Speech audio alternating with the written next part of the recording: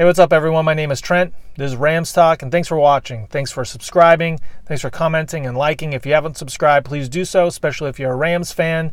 You can also find me on Twitter at Real LA Rams Talk. Now, let's just get into that game.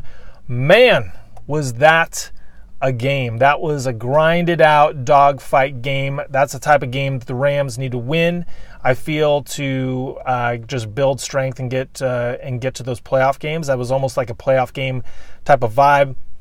You know, if you would have told me that the Rams would have gone into Seattle, a hostile environment, lost the turnover battle, lost the time of possession, and lost 2 out of their 3 receivers, I would have said that they probably would have lost that game.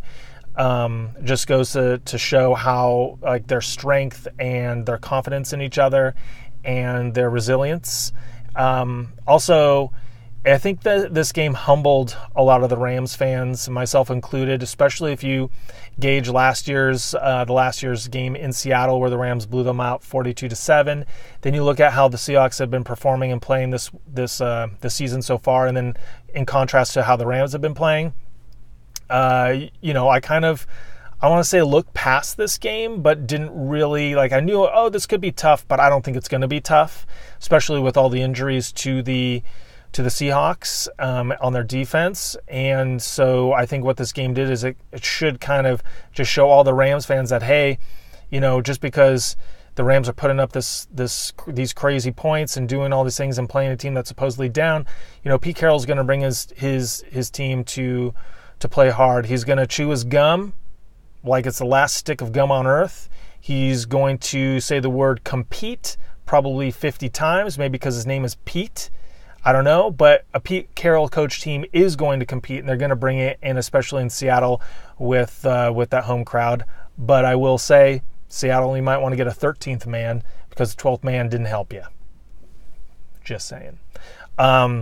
So, I mean, a lot of people talking about the Rams' defense or lack thereof defense, and I will say that is concerning. But one thing that we knew, one thing I talked about in the game preview was Seattle was going to run the ball. That's their game plan. They've been upping the carries every game since the beginning of the season. The offensive line have really kind of settled into knowing who they are, and they're a run-blocking team. They're a power team, kind of like the Marshawn Lynch teams of old.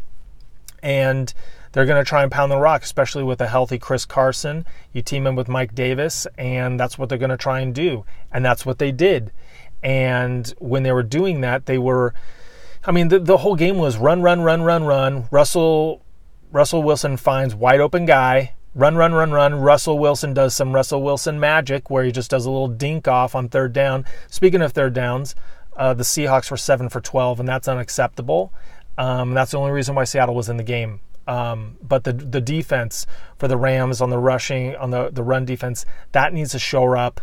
And then in the secondary, Marcus Peters just got smoked. That was a tough day for Marcus Peters, whether he's 100% or not. But apparently what the league notes are on Marcus Peters is he doesn't have elite speed. He's fast, but he's not elite speed as a corner. And he also quarterbacks are watching his eyes. Because he's watching the quarterback and not so much the man. And you can see that on the Tyler Lockett touchdown, that he was looking at Russell Wilson and not looking at Tyler Lockett. Now, I don't know if he thought that there was going to be a safety there to help him, which there wasn't. But I think Marcus Peters is going to have interceptions. He's going to be ball hawking, but he's also going to be kind of like looking at the quarterback when the quarterback is throwing the ball deep. So Marcus Peters, just a tough day. And there was even a lot of the penalties in the secondary. He had some defensive holding. Nicole Roby-Coleman had one right after the Sue sack in the fourth quarter. Luckily, Sue had another sack. And Hill threw the guy down when he didn't need to, kind of a personal foul. So the secondary really had some issues. And I don't know why Marcus Peters was matched up against Tyler Lockett. It just seemed too fast for him. But I feel like with Wade Phillips, that is something that I'll address. Now, Mark Barron was back. He led the team in tackles. Corey Littleton played very well. Another blocked punt. A couple passes defended. Troy Hill did really well. I mean, I felt like some guys stepped up and did a really good job. And then that leads me into I want to talk about the Troy Hill play, the penalty, but that was because of the missed pass interference call against Todd Gurley in the end zone. I don't want to sound like a Rams homer, and it's sour grapes, but if you look at a still shot, the guy was draped all over Todd Gurley, and he was holding him, and that led to the interception, which that could have been a Rams touchdown or field goal, and instead that turns into a drive down the field for 7 points for Seattle. Then you have the helmet-to-helmet. I'm sorry, that was a helmet-to-helmet hit on Brandin Cooks, and the fact that they didn't talk about it in the booth at all, the fact that the referees didn't talk, like, oh, he fumbled. Yeah, why do you think he fumbled? He got hit in the helmet with a helmet, and then to see the safety, the guy who hit him kind of like, not congratulate, but to like celebrate afterwards, kind of messed up.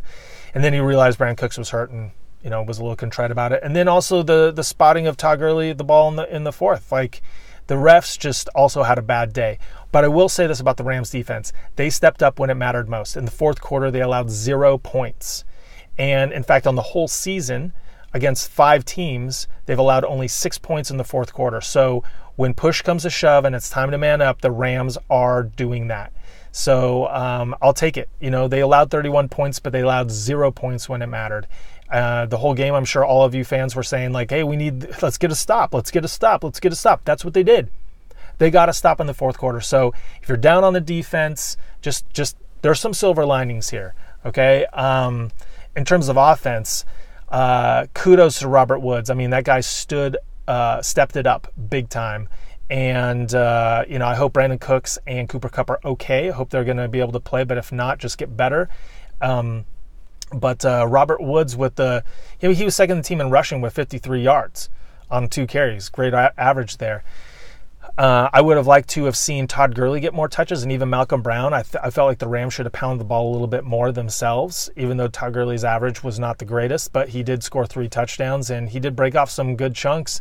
Because there were a couple series where the Rams were just going pass. And I felt like, the MO for other teams against the Rams is to hold onto the ball, play possession ball, pound the ball, and I like to see the Rams do that a little bit too. I like to see the Rams wear down opposing defenses other than these quick. Listen to me, I'm complaining that the Rams are too good on offense to run the ball. Okay, but I like to see Gurley get a few more touches and even Malcolm Brown. But other than that, Jared Goff stepped up huge. I mean, the 2 turnovers were not totally true. I mean, the Hail Mary, what are you going to do about that?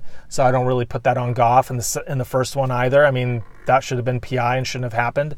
But another 300-plus yard for Goff, another 3 touchdown game for Gurley. I mean, they really and McVay, this was just an all-around great win.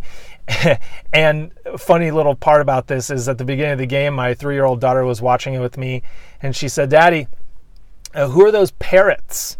I'm like, parrots? What are you talking about? No, they're Seahawks. And she was pointing at the mascot. She thought it was a parrot.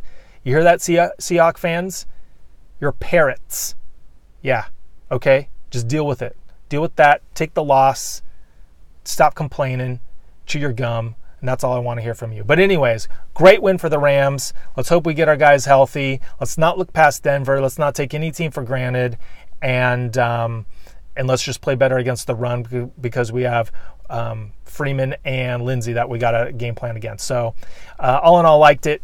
If you haven't subscribed, please do so. Let me know what you think. And until next time, go Rams.